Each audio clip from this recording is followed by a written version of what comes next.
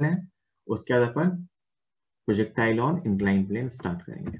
तो सबसे पहला सवाल वो जो एयरक्राफ्ट वाला क्वेश्चन था ना, जो मैंने होमवर्क में दिया था, वैसा ही क्वेश्चन मैं यहां करवा रहा हूं कि एक एयरक्राफ्ट है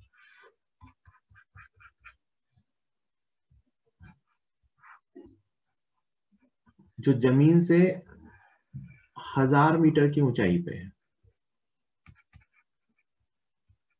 है ना, और ये इधर की तरफ जा रहा है 50√2 मीटर पर सेकेंड से, और ये इसका जो वेलोसिटी है वो भी ग्राउंड हॉरिजॉन्टल लेवल से 45 डिग्री के एंगल, ठीक है। ये एयरक्राफ्ट है जो 45 डिग्री के एंगल पे भी है इसकी वेलोसिटी, और ये 1000 मीटर की हाइट पे है। At the given instant, at the given instant it releases a bomb, it releases a bomb, इस इंस्टेंट पे ये एक बॉम्ब रिलीज करता है ना। तो मैंने आपको एक चीज सिखाई है कि जब कोई चीज किसी मूविंग प्लेटफॉर्म से रिलीज होती है तो उसको उसकी वेलोसिटी मिल जाती है। तो रिलीज होने के ठीक बाद बॉम्ब की वेलोसिटी भी इधर की तरफ ही होगी 50√2 से 45 डिग्री पे, और बॉम्ब यहां से ऐसा ऊपर जाएगा और बॉम्ब यहां आके जमीन पे हिट करेगा, है ना। ये आपने मूवीज वगैरह में देखा भी होगा कि जब वो फाइटर प्लेन्स दिखाते हैं तो वो बॉम्ब एक्चुअली रिलीज कर रहे होते हैं। अगर हॉरिजॉन्टल जा रहे हैं तो बॉम्ब ऐसा हॉरिजॉन्टल ही जाता है, एंगल पे जा रहे हो तो ऐसा आगे की तरफ जाता है। तो वो एक बॉम्ब रिलीज करता है और आपसे क्वेश्चंस पूछे गए हैं। पहला, फाइंड में इट्स टाइम ऑफ फ्लाइट, कितने टाइम बाद जमीन को हिट करेगा। इस डिस्टेंस को मैं रेंज कहता हूं, मतलब जहां से रिलीज किया गया था उसके ठीक आगे जहां जमीन को हिट करेगा। तो दूसरा, हमें इसकी रेंज बतानी है। तीसरा क्वेश्चन, मैक्सिमम हाइट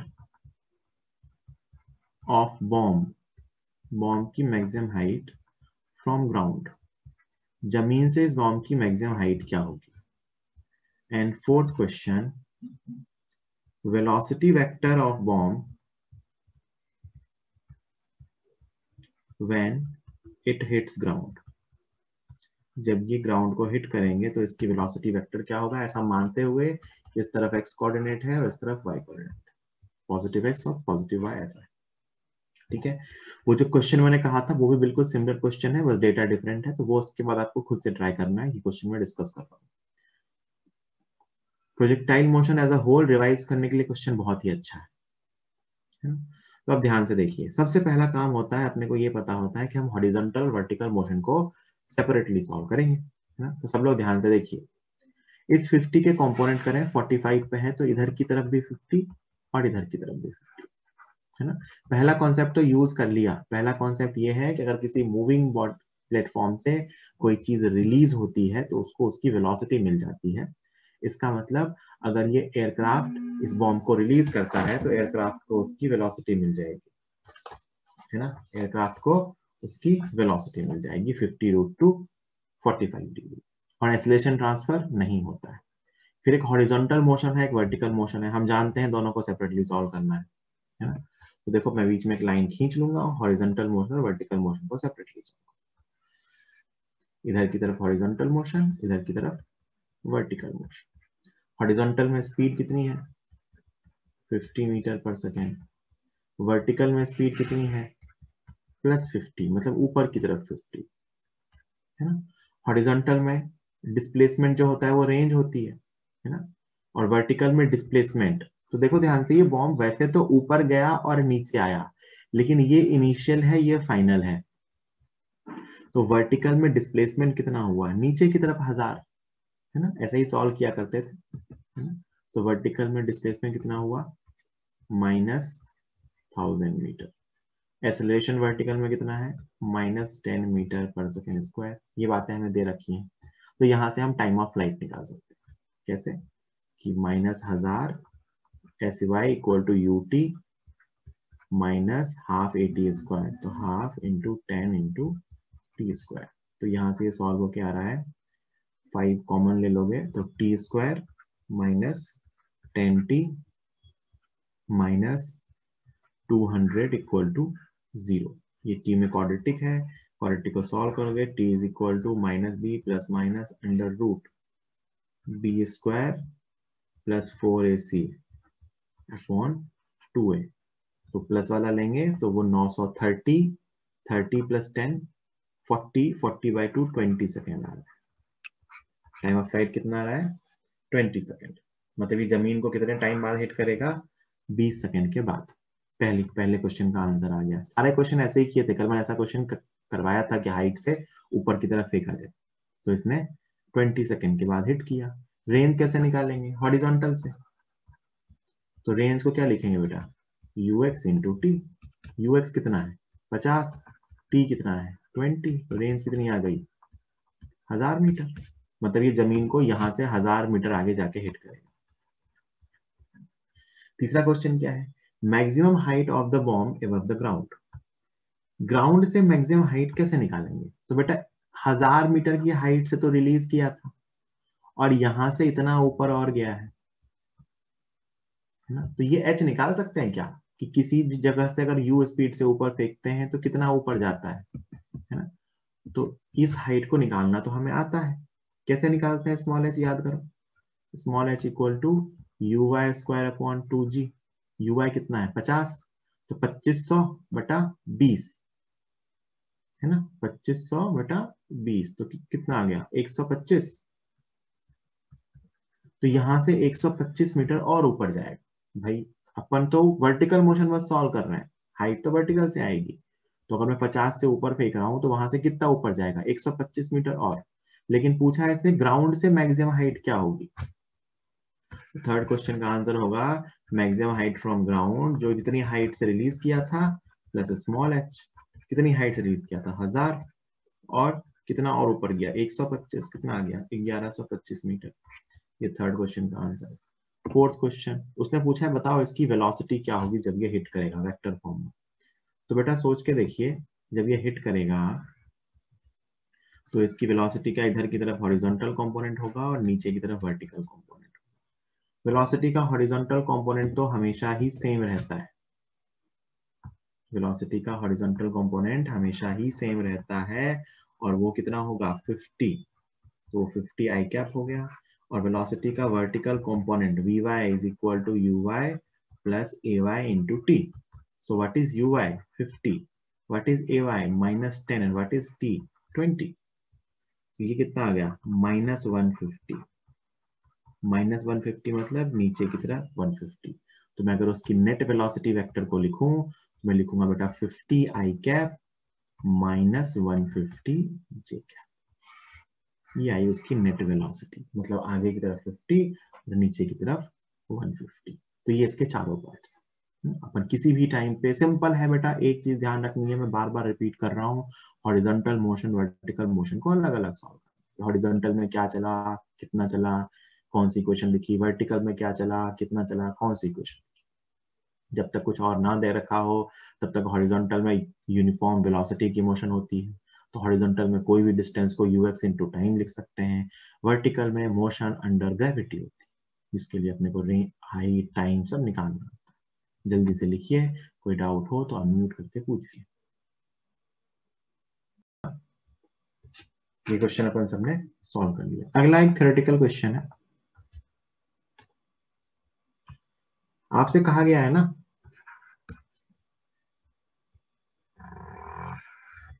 कि एक बिल्डिंग है h हाइट की, इसके ऊपर से 3 पत्थर फेंके गए हैं। एक पत्थर इधर की तरफ फेंका गया है u स्पीड से,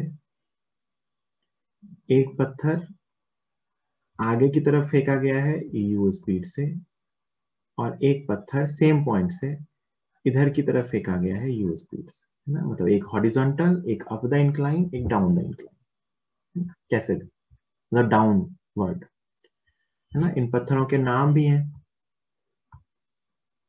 1, 2 और 3, है ना। ये 3 पत्थर हैं। तो मैं आपसे कुछ क्वेश्चन पूछ रहा हूं, उनके आंसर आपको 1, 2, 3 के फॉर्म में देने हैं, है ना। which stone will hit the ground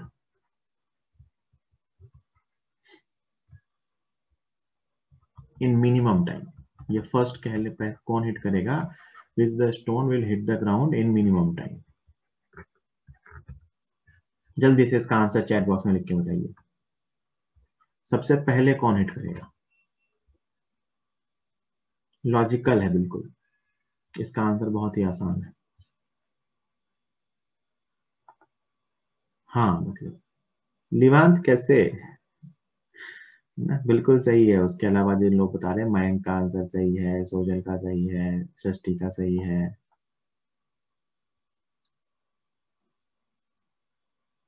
बिल्कुल बिल्कुल बिल्कुल, है ना। तो सबसे मिनिमम टाइम में कौन हिट करेगा, तो थर्ड।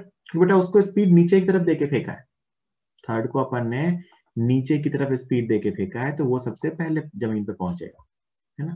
तो जो 3 का टाइम होगा ना, वो सबसे कम होगा, उससे ज्यादा होगा 2 का टाइम, और उससे ज्यादा होगा 1 का टाइम। 1 को सबसे ज्यादा टाइम लगेगा, क्योंकि 1 ऊपर जाएगा फिर नीचे आएगा, 2 ड्रॉप किया गया है, और तीसरे वाले को नीचे की तरफ फेंका। आप अगर वेलोसिटी के वर्टिकल कंपोनेंट से देखो सिर्फ, तो वेलोसिटी का वर्टिकल कंपोनेंट 1 वाले का ऊपर की तरफ है, 1 वाला पहले ऊपर गया फिर नीचे आया, 2 वाले को तो आगे फेंका है, और 3 वाले को किसी एंगल पे नीचे की तरफ फेंका है, तो उसको इनिशियल वेलोसिटी ही नीचे दी है। तो 3 का टाइम सबसे कम होगा, 2 का टाइम उससे ज्यादा होगा, 1 का टाइम सबसे ज्यादा होगा। स्पीड तो सबको सेम दी है ना, सबकी स्पीड सेम है। हाँ हाँ देख लिया था, बिल्कुल देख लिया था मैंने। फिर दूसरा क्वेश्चन पूछा है,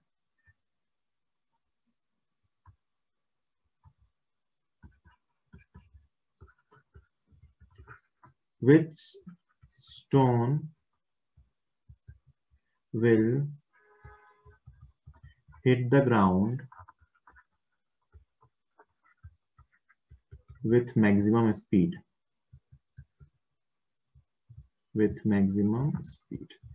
कौन सा स्टोन मैक्सिमम स्पीड से हिट करेगा, बताइए। which stone will hit the ground with maximum speed।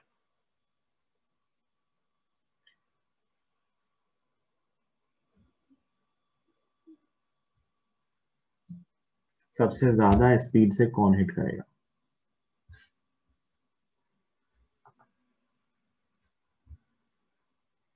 एक आंसर 1 आया है, एक आंसर 2 आया है, एक आंसर 3 दे दो। 1 मिनट का टाइम दे रहा हूं सोचने के लिए। 3 दे दिया मयंक ने, 1 2 3।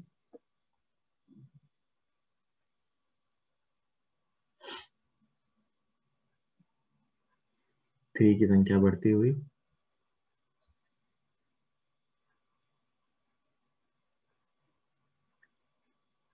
Which ground will hit the stone with maximum speed। 3 की संख्या बहुत बढ़ती हुई। आखिरी 30 सेकेंड।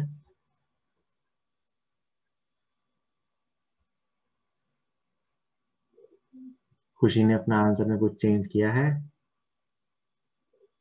क्वेश्चन मार्क मत लगाओ, क्वेश्चन मार्क का मतलब होता है हमारी थॉट प्रोसेस सही नहीं थी। सृष्टि ने कुछ अलग आंसर दिया है।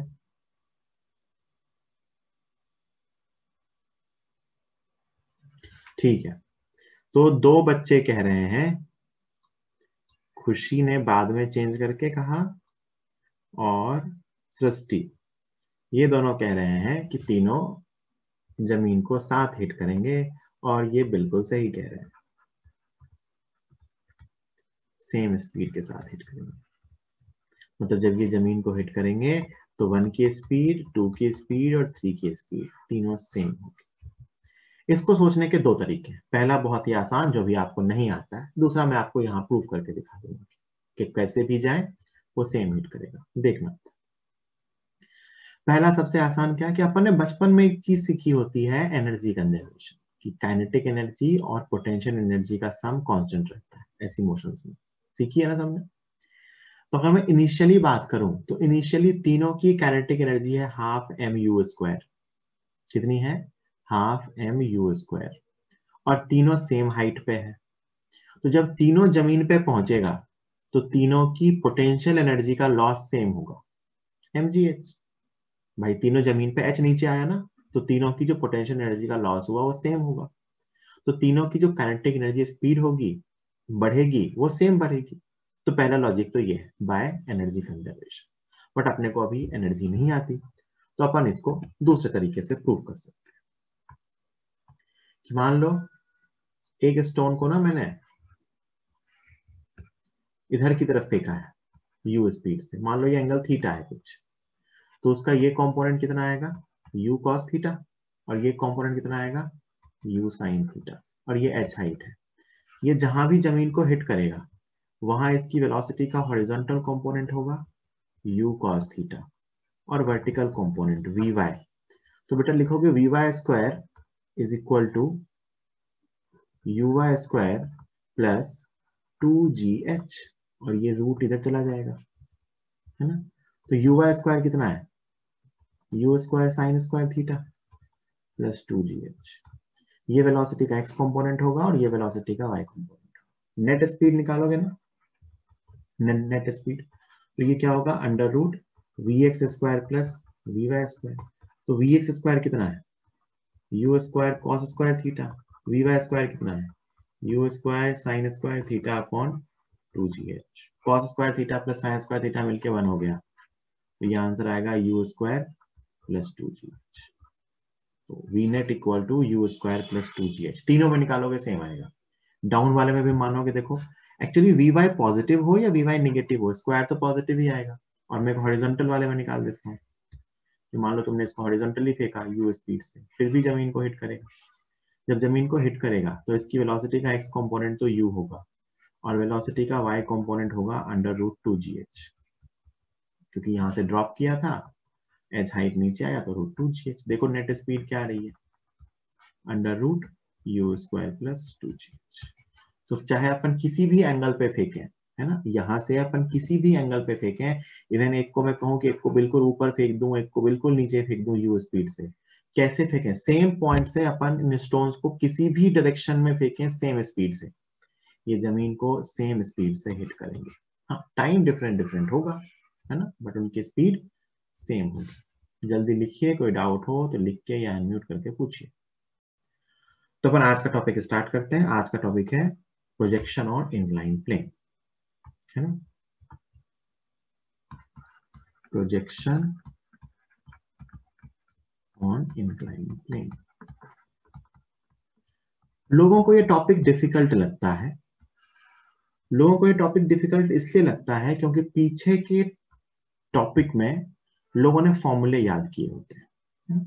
अगर मैंने आपको जो बेसिक थीम समझाई है कि हॉरिजॉन्टल और वर्टिकल मोशन या एक्स और वाई एक्सिस के लॉन्ग मोशन को डिफरेंट डिफरेंट सॉल्व किया जाता है, अगर आपको वो बात समझ में आती है तो इसमें कुछ भी नया नहीं है। जैसा आपने सीखा है, आपने जैसे क्वेश्चन हम यहाँ करेंगे वैसे क्वेश्चन आप पहले कर चुके हो। हाँ थोड़ी सी ट्रिग्नोमेट्री दिखती है साइन थीटा कॉस थीटा, उस वजह से कुछ लोगों को दिक्कत आती है ना। आई होप आपको नहीं आएगी। देख लेते हैं। सबसे पहले तो इंक्लाइन प्लेन होता क्या है। तो ऐसा कोई प्लेन है, मान लो जमीन से थीटा एंगल पे है, ये अपना हॉरिजॉन्टल ग्राउंड है, ये अपना इंक्लाइन है ना, ऐसे स्लोप है एक तरह से, this is known as incline plane. इस पे ना दो डायरेक्शंस कई बार मेंशन होती है, एक लिखा होता है अप द इंक्लाइन, एक लिखा होता है डाउन द इंक्लाइन। तो अगर मुझे इस पत्थर पे किसी चीज को अप द इंक्लाइन फेंकना है तो मैं ऐसे फेंकूंगा नीचे से ऊपर, और डाउन द इंक्लाइन फेंकना है तो मैं ऐसे फेंकूंगा। This is the meaning of, ये पत्थर कैसे फेंका मैंने up the incline, up the incline. तो 3D में देखें तो ये ऐसा इंक्लाइन प्लेन को यहाँ कहीं आके हिट करेगा, है ना। और ये कैसे फेंका मैंने down the incline, down the incline. तो उस इंक्लाइन प्लेन के लॉन्ग पत्थर को इंक्लाइन प्लेन के स्लोप के लॉन्ग ऊपर भी फेंक सकते हैं और नीचे भी फेंक सकते हैं। तो हमें मोशन को ऐसे सॉल्व करना है। तो ये हुआ अप द इंक्लाइन और डाउन द इंक्लाइन का मतलब। क्वेश्चन को बहुत तरीकों से सॉल्व किया जाता है। इंक्लाइन प्लेन के क्वेश्चंस में सबसे आसान रहता है, चाहे आप काइनेमेटिक्स में सॉल्व करो या आगे न्यूटन्स लॉ में सॉल्व करो। मैंने आपको वेक्टर के टाइम पे सिखाया भी था कि कंपोनेंट्स इंक्लाइन प्लेन के अलोंग और इंक्लाइन प्लेन के परपेंडिकुलर कीजिए।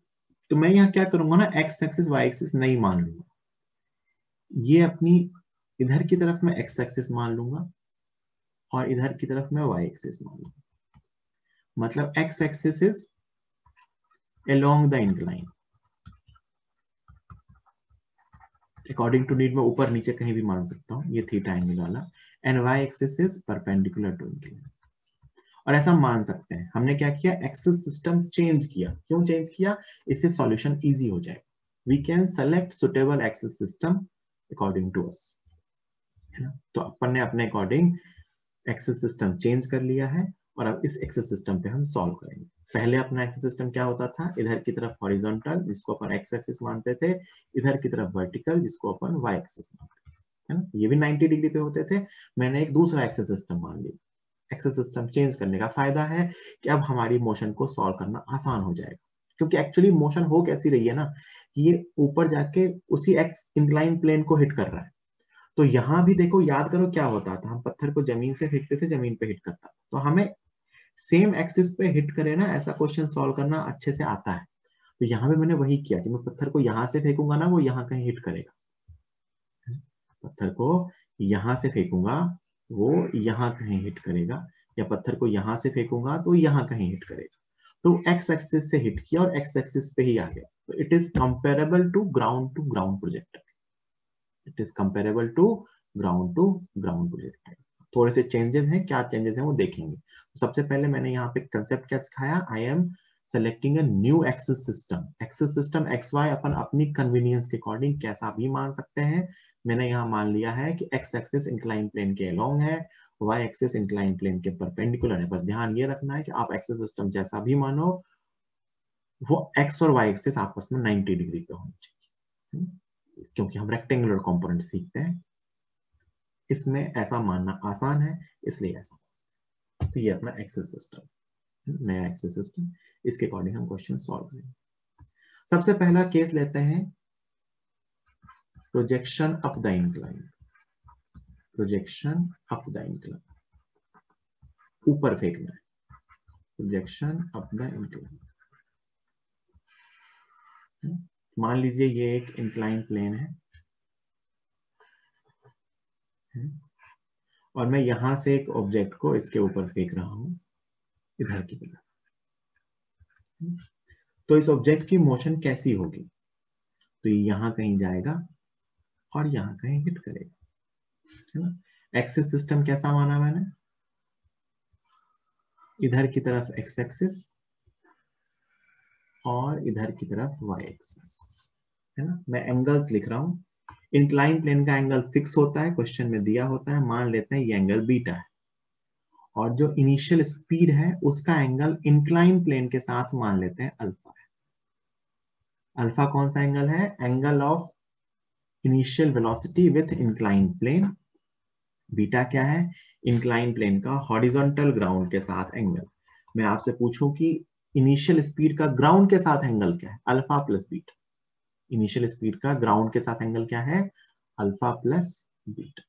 तो ये अपन ने वेलोसिटी लिखी। हमने मोशन के अंदर क्या सीखा है, टू डी मोशन में सबसे बेसिक चीज कि हम एक्स कंपोनेंट या एक्स मोशन और वाई मोशन को सेपरेटली सॉल्व करते हैं। एक्स मोशन के लिए यहाँ पे इधर की तरफ वेलोसिटी आएगी u x, which is u cos alpha, और वेलोसिटी का y component u y, which is u sine alpha.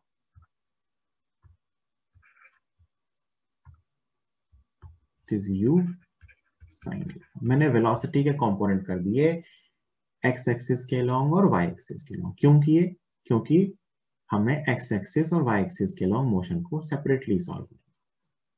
ये हमारे वेलोसिटी के कंपोनेंट हो गए कि यू एंगल से, सॉरी यू स्पीड से इंक्लाइन प्लेन से अल्फा एंगल पे फेंकना, मतलब इंक्लाइन प्लेन के अलोंग यू कॉस अल्फा से फेंकना, और इंक्लाइन प्लेन के परपेंडिकुलर यू साइन अल्फा से फेंकना।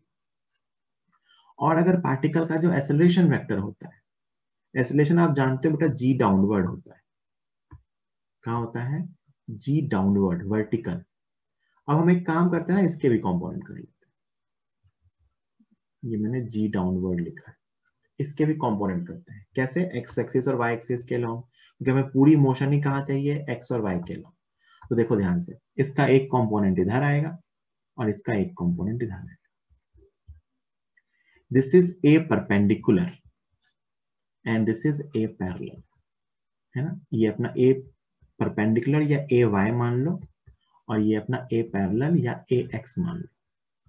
X axis is parallel to incline plane, y axis is perpendicular to incline plane, और ये कंपोनेंट इधर की तरफ मिलेगा डाउन द इंक्लाइन, और ये इधर की तरफ। एंगल निकाले तो बेटा ये एंगल अगर बीटा है, मैंने आपको एंगल निकालना इंक्लाइन प्लेन में सिखाया था, तो ये एंगल 90 माइनस बीटा होगा, तो ये एंगल भी बीटा होगा। तो ये एक्सेलरेशन आएगा g cos बीटा और ये आएगा g sin बीटा। मैंने एक्सेलरेशन के भी कंपोनेंट कर लिए और वेलोसिटी के भी कंपोनेंट कर लिए, है ना। u के component u cos alpha, u sin alpha, g के कंपोनेंट g cos बीटा और g sin बीटा। यहां तक किसी को कोई डाउट है तो बताइए। अब जरा ग्राउंड टू ग्राउंड प्रोजेक्टाइल को याद करके देखो कि वहां पे हमने क्या किया था। तो हमने कहा था हॉरिजॉन्टल मोशन अलग होती है, वर्टिकल मोशन अलग होती है। टाइम ऑफ फ्लाइट कहां से निकाला था, वर्टिकल से। हमने कहा था जितने टाइम में ऊपर, यहां से याद करके देखो कि हमने ग्राउंड टू ग्राउंड प्रोजेक्टाइल जो था ऐसा, उसको हमने कहा था दिस इज इक्विवेलेंट टू ऊपर जाता है और नीचे आता है प्लस इतने ही टाइम में आगे जाता है, ऐसे किया था। तो इसको भी मैं ऐसे ही ब्रेक करूंगा, देखना ध्यान से कि ये इंक्लाइन प्लेन के परपेंडिकुलरली ऊपर जाता है और नीचे आता है। क्यों आता है भाई, देखो वेलोसिटी ऊपर, एक्सेलरेशन नीचे।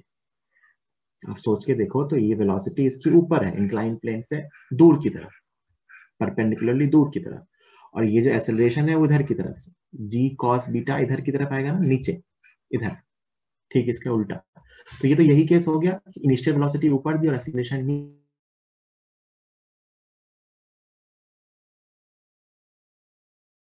नीचे, इधर की तरफ दिया यू साइन अल्फा के लॉन्ग और नीचे आएगा।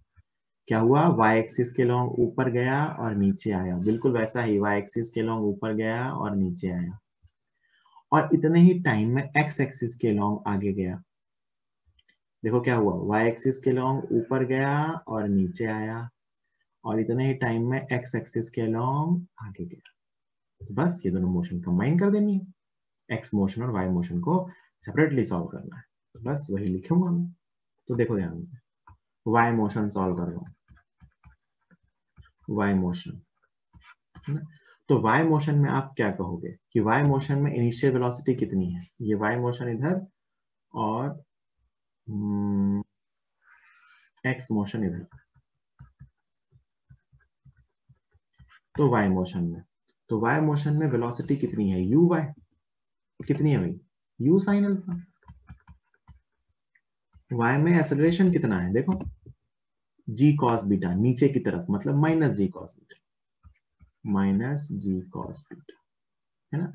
बेटा सोच के देखो, वापस आने की कंडीशन क्या होती थी कि y के अंदर गया और वापस आ गया।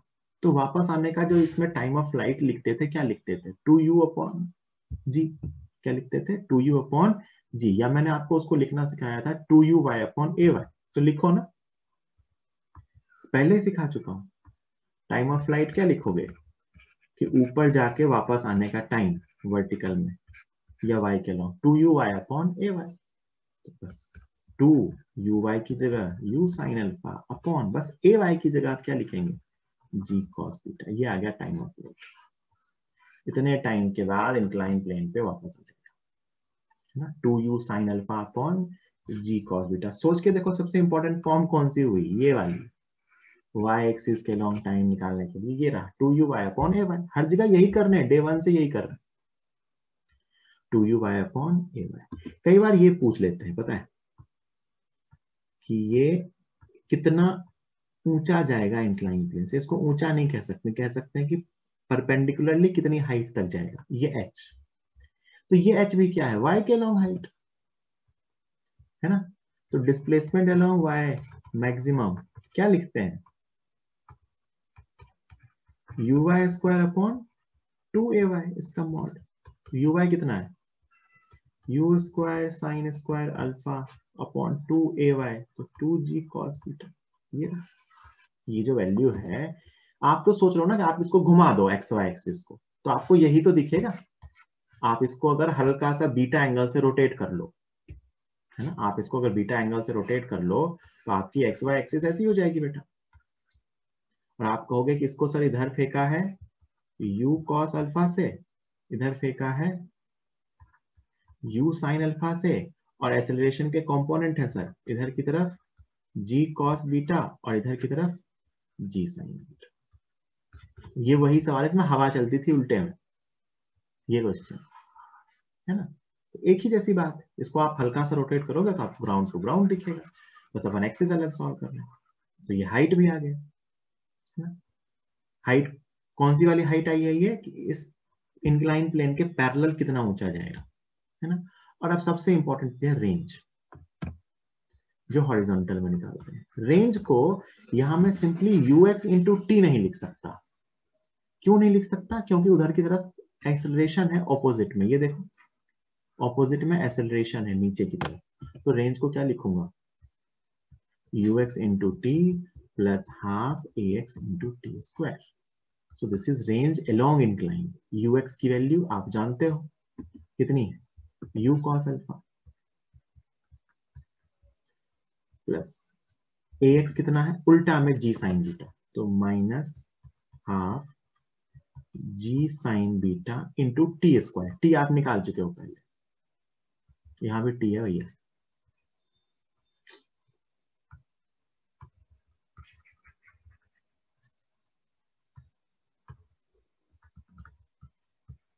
u cos alpha into t minus half g sine beta into t square. T आप यहां से निकाल चुके हो, टी वही निकाल के यहां रखना है। तो ये मैक्सिमम हाइट आ गई इंक्लाइन प्लेन से और ये रेंज आ जाएगी। अभी इसको और सिंप्लीफाई करेंगे, बट बेसिक सी मोशन यही। और याद करो ये मोशन मैं आपको सॉल्व करवा चुका हूँ, है ना। मैं आपको ये एयर विंड वाई इफेक्ट वाला भी सॉल्व करवा चुका हूँ, और मैं आपको लेक्चर 1 लेक्चर 2 में जब मैंने x motion y motion separate दी थी, जब एक्स में एक्सेलरेशन और वाई में एक्सेलरेशन दिया था, तब भी ये सॉल्व करवा कि आपको y मोशन अलग है, x मोशन अलग है। बस यहाँ पे अंतर क्या किया है मैंने ना, वो x axis y axis horizontal vertical होती थी, उसको मैंने थोड़ा सा ऑब्लिक कर दिया है। बस इतना सा डिफरेंस है और कोई डिफरेंस नहीं है। इस स्लाइड में कोई डाउट है तो बताओ। तो जिसने इस इंक्लाइन प्रोजेक्टाइल को ऐसे लिया, अरे पता नहीं इंक्लाइन प्लेन पे हो रहा है, क्या हॉरिजॉन्टल क्या वर्टिकल कैसे निकालेंगे, कौन सा फॉर्मूला लगाएंगे, वो गया। कोई फॉर्मूला नहीं है, ये रहा फॉर्मूला। अगर याद रखना ही है तो ये फॉर्मूला याद रखो कि टाइम ऑफ फ्लाइट होता है y के लॉन्ग 2uy अपॉन ay, और हाइट होती है uy स्क्वायर अपॉन 2ay, और रेंज निकालनी है ना x के लॉन्ग। तो अगर कांस्टेंट स्पीड से जाता है तो ux इंटू टी, और अगर एक्सेलरेशन भी आ जाए तो ux into T plus half ax into t square. Kinematics के बेसिक फॉर्मूले हैं। ये स्टॉपिंग टाइम का दुगुना था, ये स्टॉपिंग डिस्टेंस थी, और ये similarly third equation of motion है। अब इस रेंज का जो फॉर्मूला लिखा है इसको सिंप्लीफाई करें। रेंज यहां तक आपको अगर वैल्यूज दी हुई या आपको क्वेश्चन में कुछ और दिया गया तो कभी भी यहां तक इसी लॉजिक से ही सॉल्व करते हैं। इसके आगे जो मैं लिखने जा रहा हूं वो ऐसे थ्योरेटिकल डेरिवेशन है। अपने पास कभी भी क्वेश्चन आएगा ना अगर इंक्लाइन प्लेन वाला, तो अपन ऐसे ही वेलोसिटी और एक्सेलरेशन के कंपोनेंट करेंगे और अपन सॉल्व करेंगे, है ना। अपन ऐसे ही सॉल्व करेंगे। जैसे मैं पहले आपको क्वेश्चन कराता हूँ फिर आगे चलेंगे। पहले क्वेश्चन करेंगे फिर मैं इस रेंज को और अच्छे से डिराइव करूंगा। जैसे मैं आपको एक सिंपल सा क्वेश्चन देता हूं कि अपने पास एक इंक्लाइन प्लेन है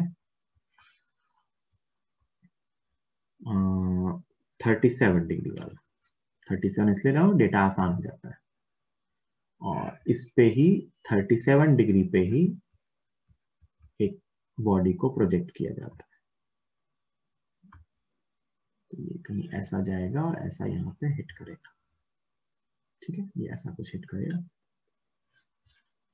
तो अपने को बताना है, और u की वैल्यू है 20 मीटर पर सेकेंड, और g तो 10 होता ही है। तो अपने को मानना है कि ये एक्सिस x एक्सिस है और ये y एक्सिस है, ये अपना जमीन ग्राउंड। तो अपने को बताना है पहला इसका टाइम ऑफ फ्लाइट, दूसरा ये मैक्सिमम हाइट, ये जमीन से नहीं है, इंक्लाइन प्लेन से। और तीसरी रेंज। सब लोग जरा सॉल्व कीजिए, लॉजिक से सॉल्व कीजिए, कंपोनेंट करके। पीछे कुछ कोई पीछे का कोई फॉर्मूला नहीं देखेगा, मैं पीछे एक स्लाइड लिखने का टाइम दूंगा, जो तुमने सीखा है उसके बेसिस पे सॉल्व करो। वेलोसिटी और एक्सेलरेशन के कंपोनेंट्स करो, जो सिखाया उसके बेसिस पे सॉल्व करो कि एक्सेलरेशन इधर की तरफ है 10,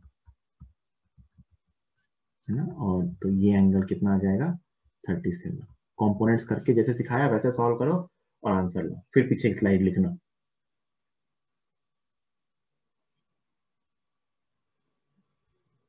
टी, एच और आर तीनों निकालिए।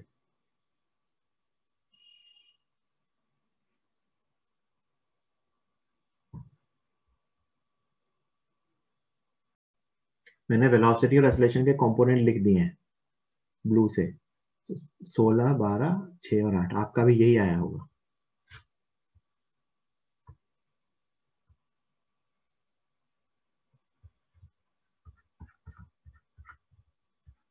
टाइम ऑफ फ्लाइट आप अपना सॉल्व करो, आप अपना सॉल्व करो, मैं अपना सॉल्व कर रहा हूँ।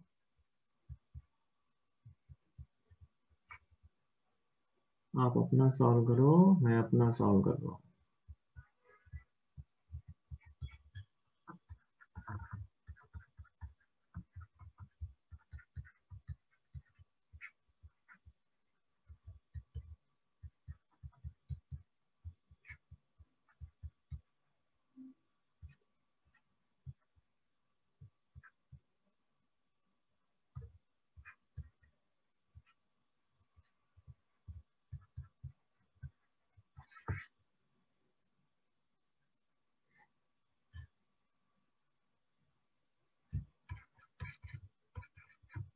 रेंज निकालेंगे ux into t minus half a x t square, minus इसलिए क्योंकि ऑपोजिट में है।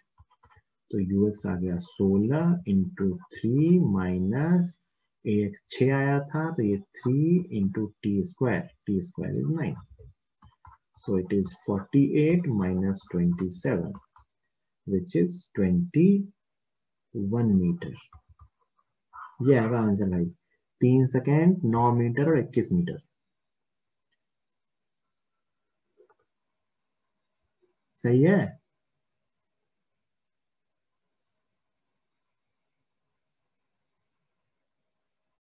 ठीक, तो फिजिक्स यहाँ खत्म होती है ना, इस इंक्लाइन प्लेन वाले प्रोजेक्टाइल की फिजिक्स यहाँ खत्म होती है। अब जो चीज आपको दुख देगी वो है इसकी आगे की मैथमेटिक्स, जो देख के लगता है पता नहीं क्या है। ये मैंने रेंज का फॉर्मूला लिखा है, अब मैं इसको सिंप्लीफाई करने जा रहा हूँ, ध्यान से देना। और अगर थोड़ा सा दिमाग लगाओगे तो कोई दिक्कत नहीं। ठीक है, टी की वैल्यू जानते हैं, यू की वैल्यू जानते हैं, अब देखना मैं उसको सिंप्लीफाई कर रहा हूँ। तो रेंज का फॉर्मूला तुमने लिखा है ux into t minus half g sine beta t square, minus half g sine beta into t square. ठीक है, और टी की वैल्यू है 2u sine alpha upon g cos beta. और ux की वैल्यू पता है अपने को, ux कितना है भैया, ux is u cos alpha, तो सबकी वैल्यूज रख दो। It is u cos alpha into t is u sine alpha upon g cos beta, ये मैंने u इंटू टी रखा है, minus half g sine beta into t square, मतलब 2u sine beta upon g cos alpha का whole square. इसको मैंने ऐसा लिख दिया। आई होप यहां तक भी किसी को कोई दिक्कत नहीं होगी, मैंने सिर्फ टी की वैल्यूज रखी। अब इसको मल्टीप्लाई कर लो, ओपन कर लो ब्रैकेट्स को, तो ये बन रहा है यहां से 2u square sine alpha cos alpha upon g cos beta. बिल्कुल फालतू का काम कर रहा हूँ, क्वेश्चन सॉल्व कर चुके हैं अपन, है ना। 2u स्क्वायर, ये u साइन अल्फा था, बीटा लिख दिया, 2u स्क्वायर, एक g कैंसिल हो जाएगा, एक 2 कैंसिल हो जाएगा, ये बचेगा sine square alpha sign beta upon, ये कॉस बीटा है, उल्टा लिख दिया था मैंने, कॉस बीटा। ठीक है, ये बनेगा ये, है ना।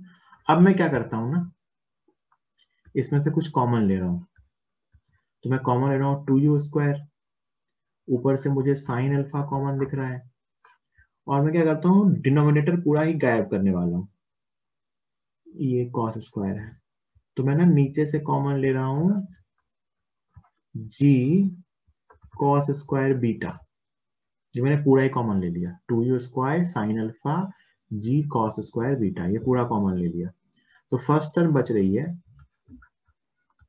Cos alpha cos beta, first term क्या बच रही है cos alpha cos beta, minus second term बच रही है साइन अल्फा साइन बीटा, और ये बेटा लिखा हुआ है cos A cos B minus sign A sine B, इसका फॉर्मूला मैंने बताया था, ये होता है कॉस ए प्लस बी, बता रखा है मैंने लेक्चर 1 में ही शायद, cos a cos b minus sin a sin b is cos a plus b, so it is 2u² sin alpha cos alpha plus beta upon g cos square, this is range।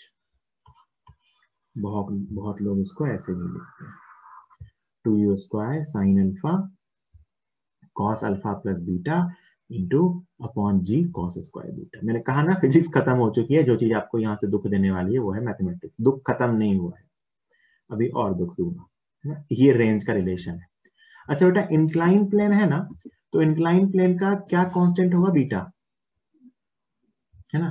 तो आपसे मान लो इसमें question ऐसा पूछा कि मान लो मैं इस इंक्लाइन प्लेन पे डिफरेंट डिफरेंट अल्फा के साथ फेंकूं, तो कितने अल्फा पे फेंका जाए कि ये मैक्सिमम रेंज होगी, है ना। अगला क्वेश्चन क्या है, इसी के आगे चलेंगे, कि आपसे पूछेंगे कि फाइंड वैल्यू ऑफ अल्फा, क्योंकि अल्फा ही चेंज करेंगे, बीटा तो फिक्स है इंक्लाइन प्लेन के लिए, फाइंड वैल्यू ऑफ अल्फा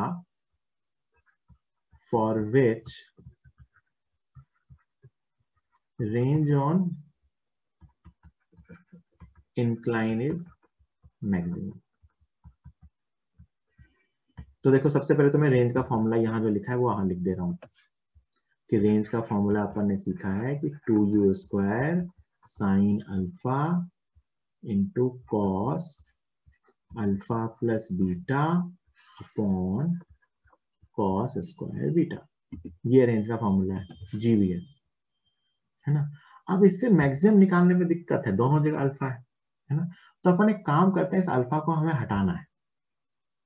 देखो मैं इस अल्फा को कैसे हटाऊंगा, एक मेथड, यहाँ से दो मेथड चलते हैं। एक मेथड होता है ना कि मैंने आपको मैक्सिमम मिनिमा सिखाया था कि किसी चीज का मैक्सिमम मिनिमा कैसे निकालते हैं उसको डिफरेंशिएट करके, तो एक मेथड है कि यहाँ से D R upon D alpha को जीरो कर देना, इस आर को अल्फा के टर्म में डिफरेंशिएट कर देना, उसको जीरो करना, उससे अल्फा आ जाए। एक मेथड तो वो है, वो अभी नहीं करेंगे, उससे ज्यादा आसान मेथड क्योंकि दूसरा है।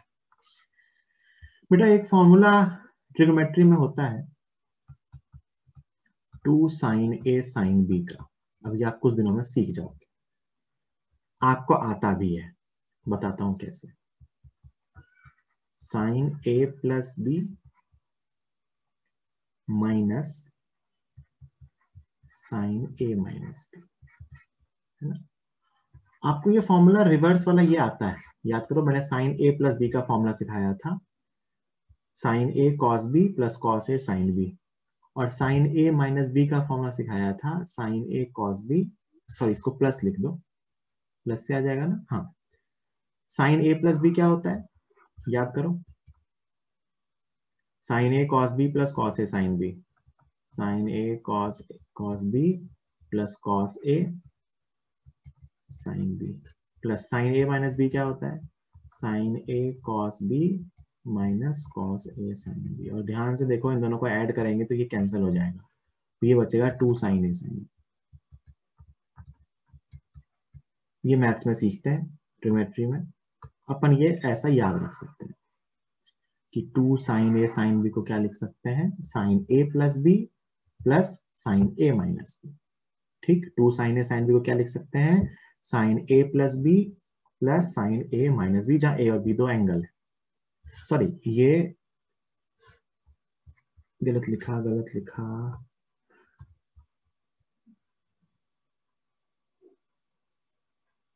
ये कॉस है भाई,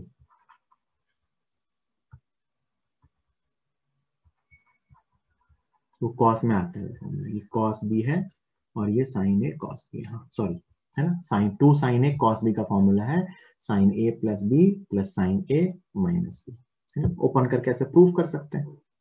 ठीक है, यहां भी देखो तुम्हें ये चीज दिखेगी 2 साइन ए कॉस बी, है ना, ए यहाँ क्या है अल्फा, बी यहाँ क्या है अल्फा प्लस बीटा, तो इसको मैं लिख रहा हूं 2u square upon g cos square beta. अभी मैं इसको बस सिंप्लीफाई कर रहा हूँ, 2 हटा देते हैं यहाँ से, तो 2 साइन अल्फा कॉस बीटा को मैं लिखूंगा साइन ए प्लस बी, मतलब साइन अल्फा प्लस बीटा, मतलब 2 alpha plus beta plus sine a minus b, तो अल्फा माइनस बीटा, तो ये बचेगा साइन ऑफ माइनस बीटा, है ना। मैंने ये फॉर्मूला अप्लाई कर दिया, बुद्धि लगाना अपनी। और साइन माइनस बीटा होता है माइनस साइन बीटा, तो u square upon g cos square alpha, ये बचा sine 2 alpha plus beta minus sine beta. ये अभी भी रेंज ही है ना, इसमें कुछ भी नया नहीं किया है मैंने, ये रेंज का ही फॉर्मूला है, बस मैंने इसको अभी कुछ चेंजेस किए हैं। और चेंजेस क्यों किए, वो बेटा चेंजेस इसलिए किए क्योंकि अब देखो यहाँ पे दिक्कत थी कि अल्फा दो दो टर्म में आ रहा था, मुझे अल्फा के टर्म में सॉल्व करना था तो दिक्कत आ रही थी। अब अल्फा बस एक ही टर्म में है, और मैं अगर चाहता हूं कि रेंज मैक्सिमम हो, देखो ये पूरा का पूरा कांस्टेंट, ये भी टर्म कांस्टेंट, क्योंकि बीटा कांस्टेंट है, तो बचा क्या सिर्फ ये। तो अपन कहेंगे कि इफ रेंज इज मैक्सिमम तो साइन 2 अल्फा प्लस बीटा क्या होना चाहिए मैक्सिमम, और इसकी मैक्सिमम वैल्यू होती है 1, इसकी मैक्सिमम वैल्यू क्या होती है 1। तो sine 2 alpha plus beta is equal to जब 1 हो जाएगा तो रेंज मैक्सिमम होगी। और ऐसा कब होगा, जब ये एंगल 90 डिग्री हो, when 2 alpha plus beta is equal to 90 degree or pi by 2, so alpha is equal to pi by 4 minus beta by 2। अगर ये एंगल ऑफ प्रोजेक्शन होगा इंक्लाइन प्लेन के साथ तो रेंज मैक्सिमम होगी। और अब मैं उस मैक्सिमम रेंज की वैल्यू लिख रहा हूं, रेंज मैक्सिमम, बिल्कुल हिम्मत बनाए रखना। तो वो जो साइन 2 अल्फा प्लस बीटा है इसको तो मैंने 1 कर दिया, तो देखो ये क्या बन रहा है यू स्क्वायर अपॉन 2g नहीं g cos square beta, u square upon g cos square beta था, ऊपर की ये टर्म बन गई 1 माइनस साइन बीटा, क्या बन गई 1 माइनस साइन बीटा।